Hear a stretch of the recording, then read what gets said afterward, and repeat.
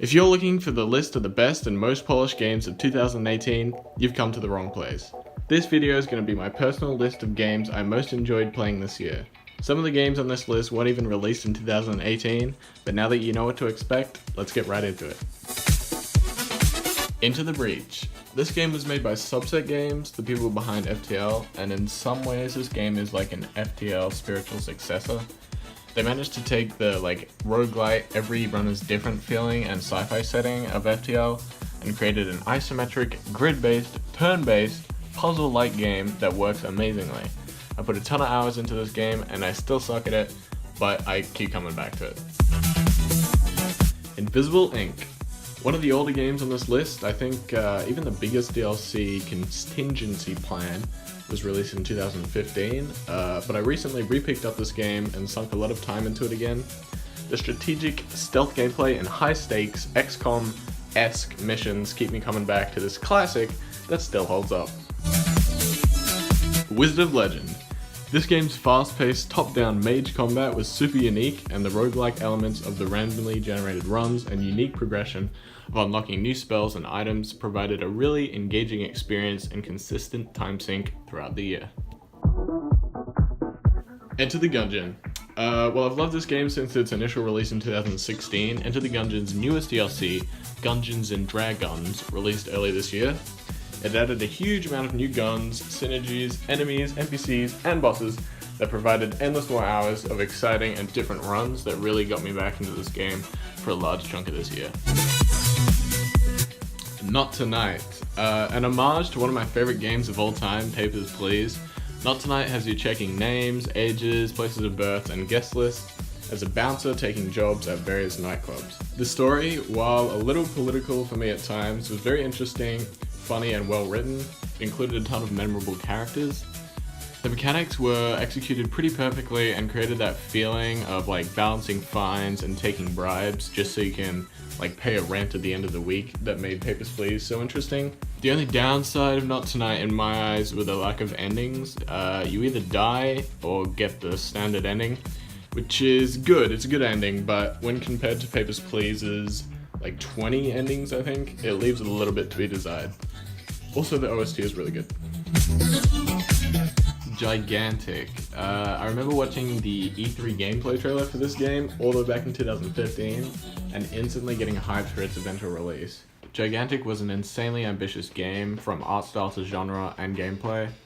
The hero-based third-person MOBA featured small skirmishes to control points, set up creatures of your team's choice to control the battlefield, until you can unleash your guardian on the enemies and fight it out in a final clash.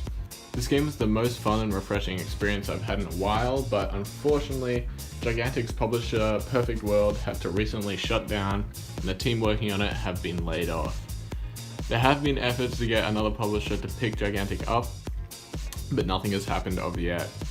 It sucks to see such a great game die like this, but I'm glad to have been able to play it while I could. This game had one of the best communities I've ever seen in a game, and they've set up several community servers while working on the game in an attempt to keep the game alive. If you're interested, I'll leave the community Discord link in the description if you want to check that out. Slay the Spire. Now this is a card game that's not boring. It combines RPG elements with roguelike randomized runs and macro progression, with a unique art style that made the game one of my most played of this year. The sheer amount of deck archetypes and synergies in this game makes every run feel like you're creating the perfect deck that allows you to explore a new and different playstyle that the game offers. Rainbow Six Siege. Rainbow Six has been constantly updated in the years following its release, but it's the year 3 content that's kept me most engaged. I think it's added 2 new maps and 8 new operators. It's really filled that void of a team shooter for me after Overwatch ruined its game by adding this piece of shit. But yeah, I'd be lying if I didn't say I sunk a huge amount of hours into this game this year. Fortnite. Ignoring the stigma around this game and its community, What the fuck you say to me, you little shit? this game has been insanely fun to play. One of my biggest gripes with Battle Royales are their repetitiveness and how quickly they can get stale. But Fortnite combats this with constantly changing the map, adding and removing items, and adding new game modes to keep the game fresh. It's really rewarding to improve at, and the art style is a nice change from the grayscale shooters.